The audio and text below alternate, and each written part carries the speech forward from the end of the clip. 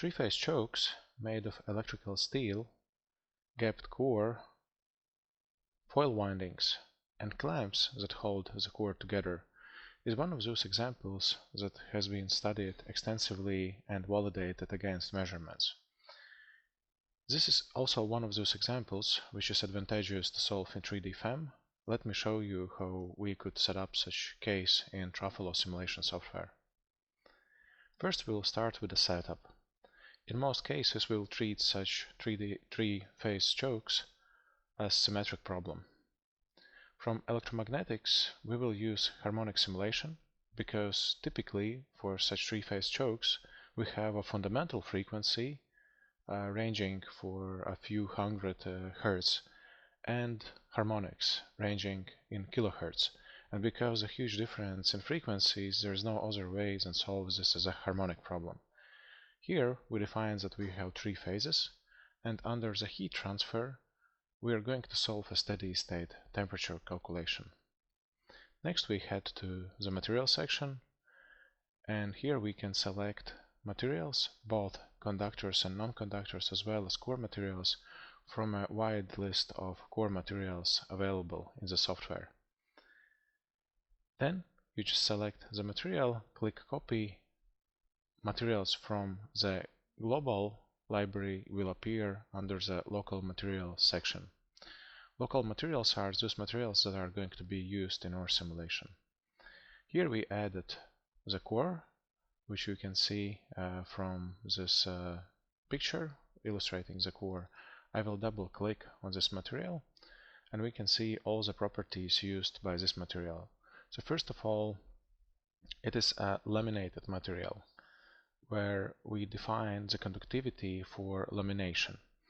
In TRAFOLO, this material will be solved as a non-conducting material with additional homogenization method that is going to account for eddy effects within the laminations. Here we also define the thickness of the lamination, and we indicate the software that we are going to use a BH curve to define the permeability of the material. Next tab is the core loss section. Here we imported the core loss data as P in watts per kilogram, B in Teslas, magnetic flux, and F frequency in hertz. If you have core losses given in different units, then you can switch those units here. In this case, we have a core losses ranging from 50 Hz to up to 1 kHz. And here you, at the same time, with the original data, you also can see how well the fit performs for this given material. For example, let's take how well the fit on the 4 Steinmetz plus eddy coefficients. This is the equations that we're using for fitting. How well this data fits onto those 4 coefficients. So as you can see that for 50 Hz there's some deviation in the core loss for magnetic flux values ranging from about 0.5 up to 1.2 or 3. In this range, because of poor fit, expect that losses in the simulation will be about 2 times lower than losses that we would get by using the core loss data directly. However, as we are going to higher and higher frequencies, like in this case 1000 Hz, we can see that the fit between original data and fitted data is very good. So when this curve was fitted, because of very high core loss values for higher frequencies, this fitting algorithm mostly was biased by higher frequencies. If needed, you can always change the frequency range that you're using here, just by providing the minimum and maximum frequency range you want to use for fit. Next tab is thermal. Here we define properties that are going to be used for thermal or heat transfer simulation. The most important parameter here is heat conductivity. We define it as a vector which gives us anisotropic heat conductivity, meaning that the heat in plane with elimination will be 25 watts per meter per Kelvin, while the heat transfer between laminations due to dielectric between them is going to be significantly smaller, reduced. Therefore, here we're using for z coordinate 3. Capacity, heat capacity, and density, those values are used mostly for transient simulation. However, because the core loss here was defined watts per kilogram, density here is also important to provide the accurate value. And finally, if we go to BH tab, we can see that here we have imported BH data table. Then this data appears in this particular graph. We can see the original data is given in blue color, and then within the software we are extending this BH curve into the saturation regime.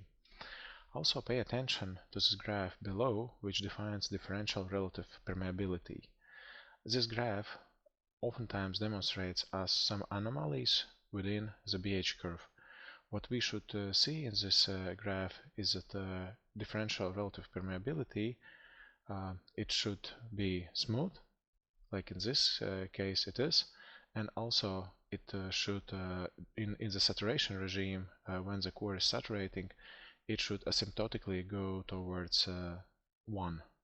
If you see that this value is below 1, or asymptotically reaching some value which is non-1, not a 1 unity, then most likely the material is not accurately measured.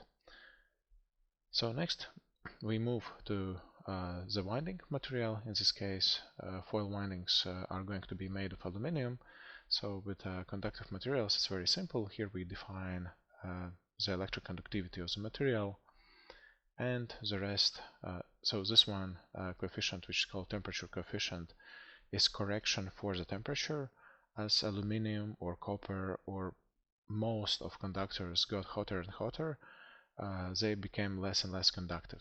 And this is something that we can account in our simulations, that at higher temperatures we expect higher resistance in windings. As a result, you should get higher losses, which could in turn lead to thermal runaway. Under the thermal tab settings, again we define the pretty much similar parameters as for the core for heat, but here instead of providing a vector, we just have one uniform heat conductivity defined. And finally, we also add two dielectric materials that are going to be used as a gap material and a spacer material.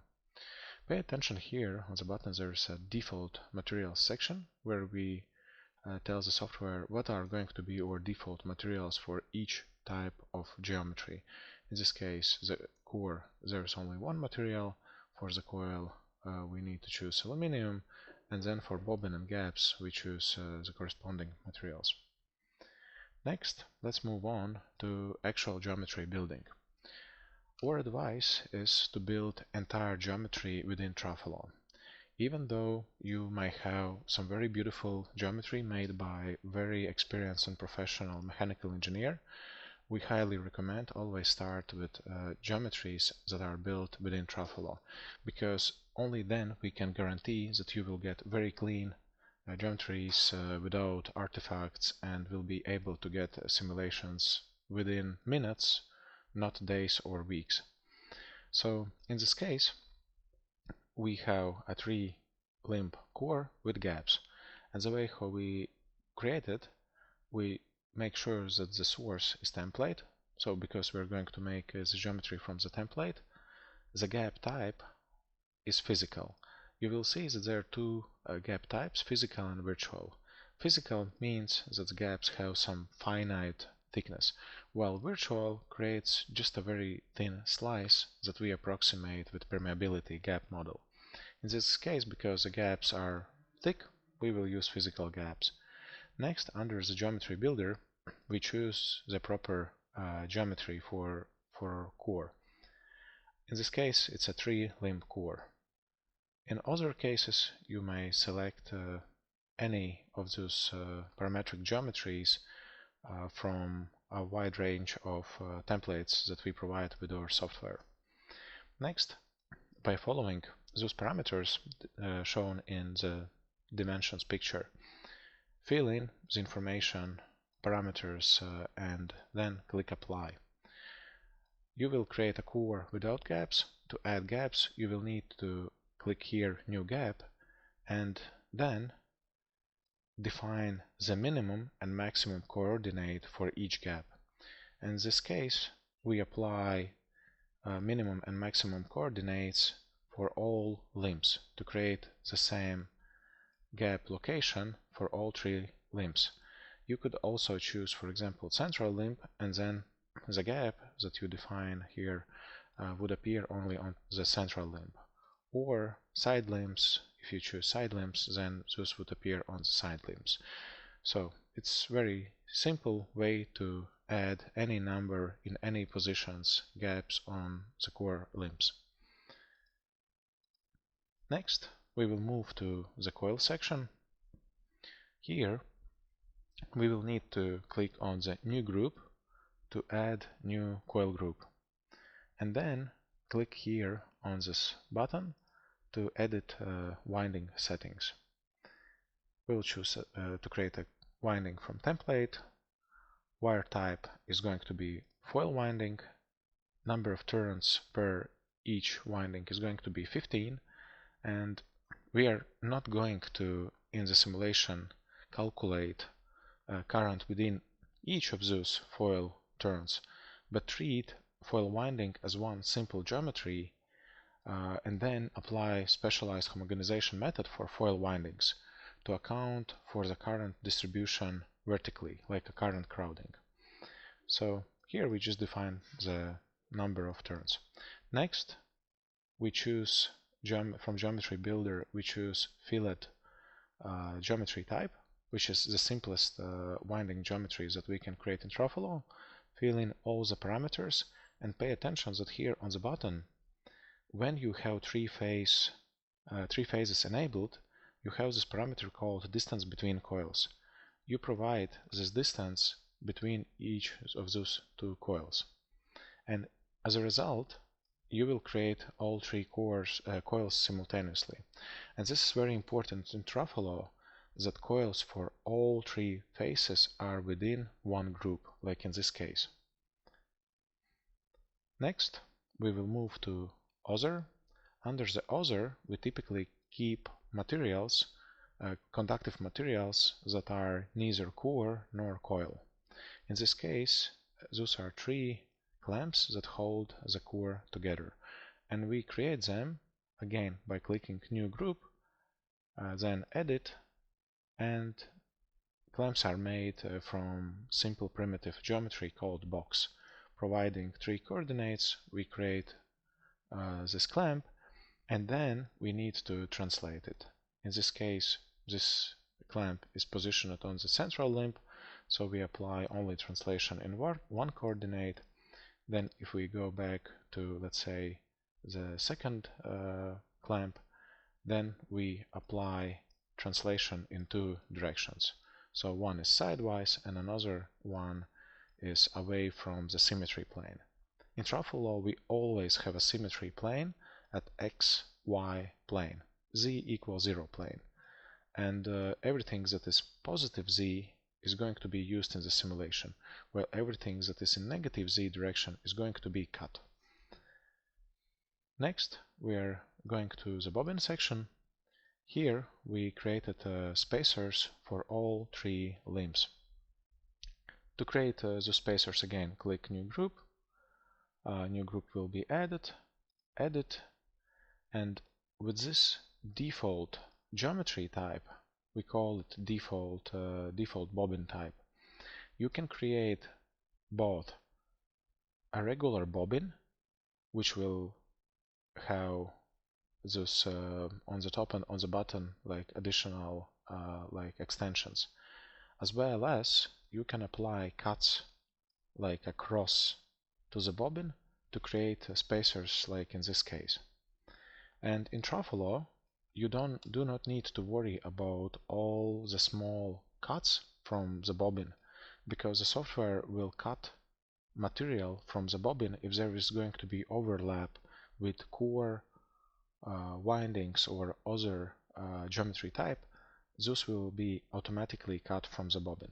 So bobbin is such material in TRAFOLO hierarchy that gets cut by all other geometry types. So finally we head to the assembly stage. This is the entire geometry prepared for assembly, and we can see the airbox. This airbox was created automatically by TRAFOLO. You can adjust the airbox size yourself. All we need to do is to click assembly geometry, and geometry will be prepared. So during assembly, the software cuts the entire domain in half. So just considers the half of the problem, and then, as you can see, it prepared our geometry, assigned all the materials that we assigned as the default materials before, and also for all of those parts of the geometry, it assigned a corresponding geometry type. Next, we head to LMAG section. Under LMAG, we define electromagnetic excitation properties. As this is a choke, an inductor, we will excite it with a current that is going to pass through its winding. If we would have a transformer, then we would apply secondary winding, but in this case it's not needed. Also, you can switch from windings to terminals and see the direction of terminals. This is the default direction of terminals. Red is positive, negative, positive, negative, so everything is good. All three windings are in the same direction. So no other changes are needed in this tab. Then we move to circuits. Under the circuits, the software provides you the default circuit model for the inductor. Again, we don't need to do anything here, just to make sure that this is what we need.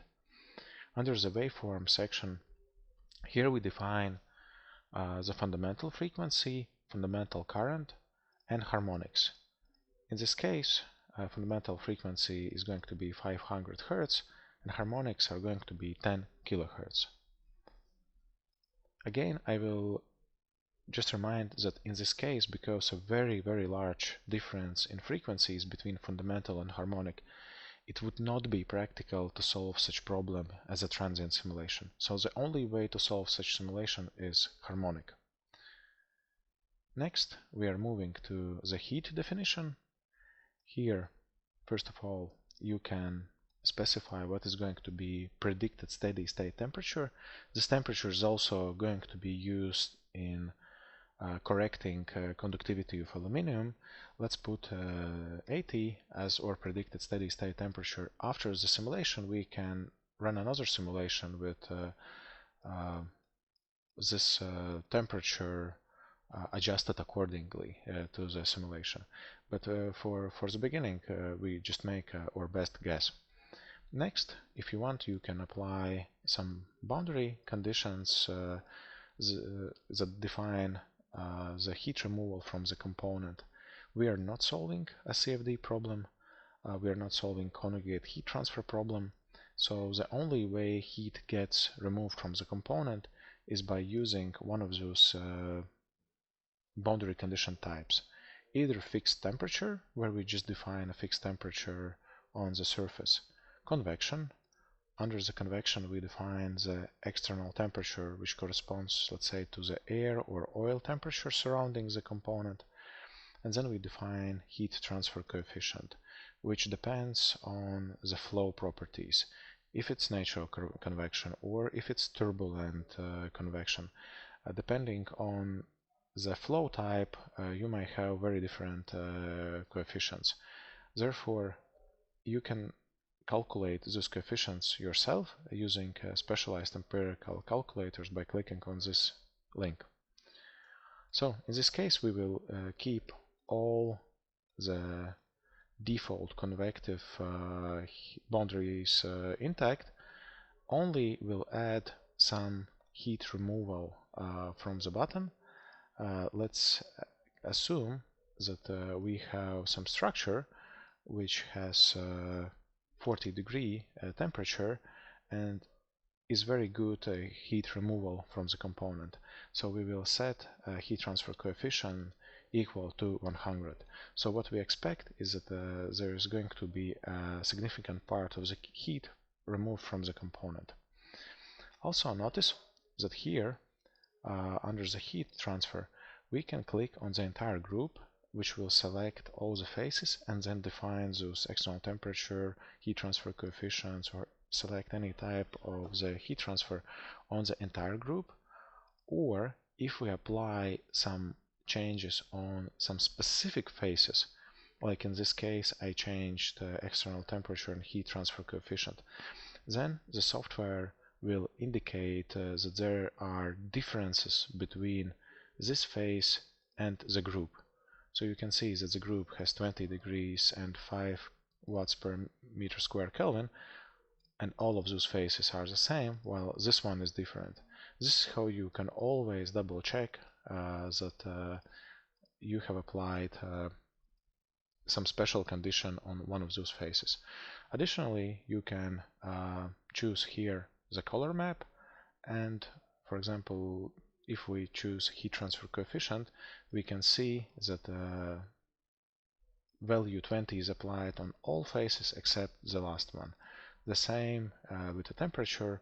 All faces are surrounded by air equal to 20 degrees, while this one on the bottom is surrounded by basically like a structure with a 40 degrees.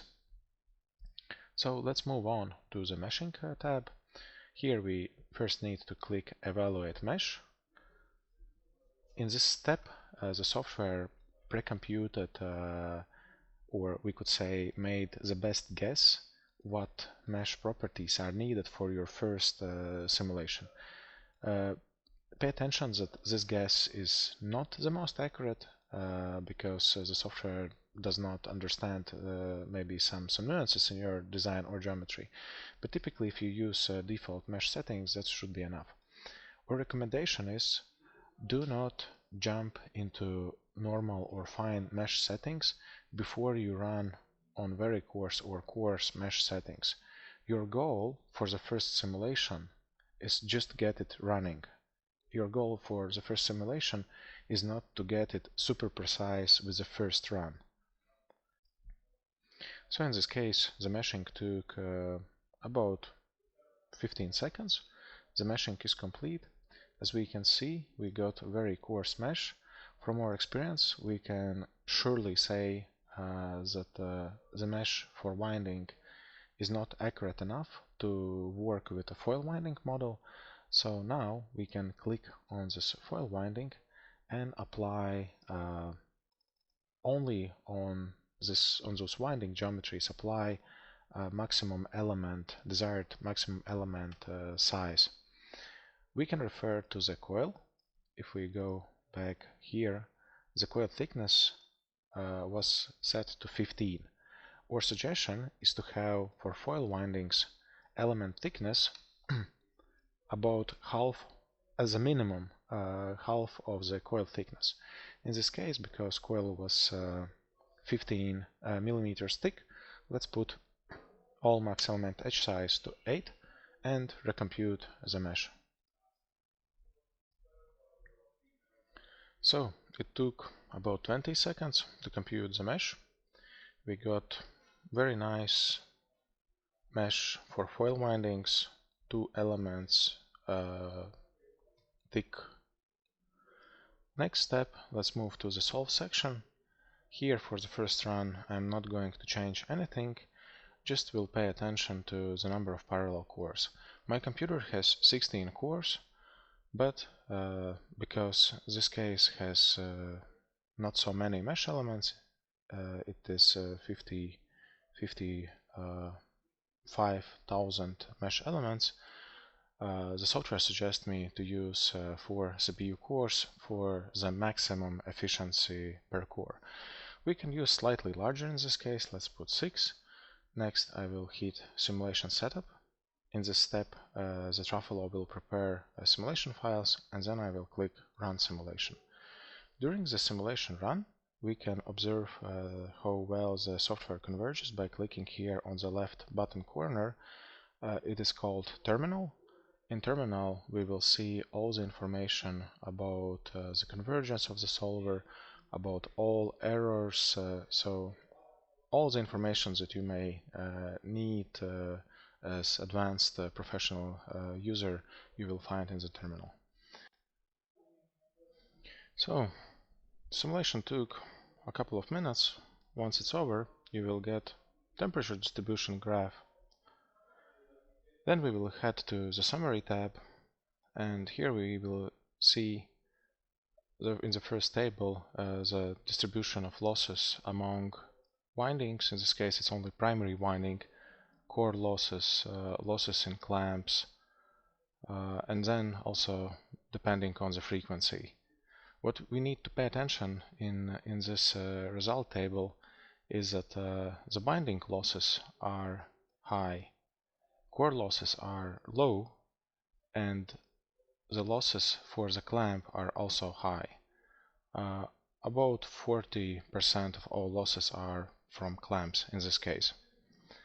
In the next table, we can find the DC resistance of the winding and AC resistance for the winding, depending on the frequencies that we can choose here on the right side.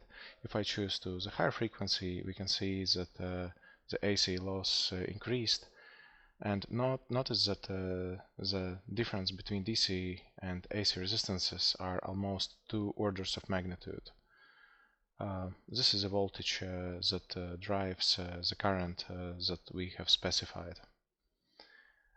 So next we can move to the magnetic flux section. Here you can see the magnetic flux calculated at this fundamental frequency and harmonic. And then we sum it up together, and here you can see the absolute magnitude for the magnetic flux in your case. Next are the coil losses, and this is very important and significant result, because the numerical model that we have used for foil windings is called homogenization model, and it assumes that the current can distribute vertically while tries to conserve the current in each of those slices. So it's like a constraint model that allows the current only distribute vertically. And notice that with this model we can resolve this fringe flux induced current crowding around the gaps. Also, we can see that on the top of the winding we get some current crowding due to skin effect. So this result in general provides us very accurate AC loss calculation for foil windings at higher frequencies. And the higher in frequency we go, the more you can see that this current is pushed out to the outer edges. Under the other loss, we can find losses in clamps, or as they are also called, stray losses. You can see that those are mostly concentrated around the gaps themselves, and the currents that are generated, we will see later, they are being driven in one direction and then they have a returning path. Next section is the core loss. So following the magnetic flux distribution in the core and then using Steinmetz coefficients, those losses are calculated in post-processing. And finally, the temperature distribution, as we said before, the heat removal from the button, assuming that this component is mounted on some basement with very good heat removal, so we can observe that the temperature on the base of this component is the lowest, and then as we go higher, as the temperature increases, we can clearly see that the gaps between the core introduce some thermal gap, so the gradients are the highest within the gaps. And also we can notice that the foil winding, the middle one, is the hottest. To see more results, we can open them in Paraview, which is a very powerful post-processing tool that allows us to make high quality pictures, apply some filters, calculators, and other type of manipulations with results. So we will wait until TRAFOLO loads our results. I will now close those windows that are not needed, keep just one window. And the basic principle working with Paraview is that here you have simulation results. Under electromagnetic are electromagnetic results from all the frequencies. Under the general results you will find like losses and temperature calculation. We save it as a separate result because magnetic flux values and current values that you will find under general results are those that are already summed among all the frequencies. Let's take a look, for example, for the winding loss. We will click all windings, which will enable us the winding visualization, and then we need to select the filters that we want to apply to visualize. In this case I will choose load watts per cubic meter to visualize the losses.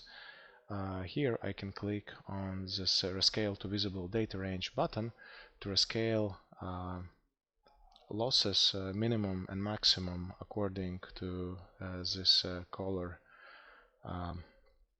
So you can see those are the loss patterns. Then we can add, for example, clamps. See also the losses generated in clamps. As you can see, those have red color and are being a lot of heat being generated in them. If we want to observe how the current flows in clamps, we can select here the current density. Current density has real and imaginary parts because this is a complex problem.